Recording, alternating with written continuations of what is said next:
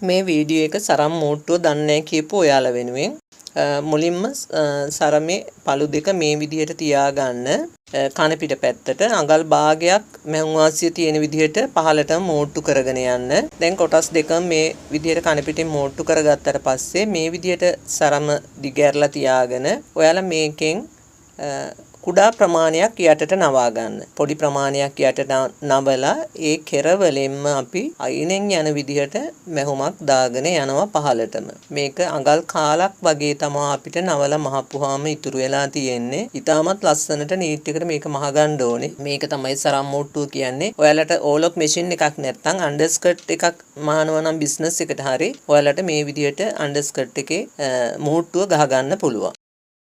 එහෙමනම් ඉතින් වීඩියෝ එක හොඳයි කියලා හිතෙනවා නම් අදත් ලයික් එකක් කමෙන්ට් එකක් දාගෙන යන්න අමතක කරන්න එපා. යාළුවන්ට බලන්න ෂෙයා කරන්න.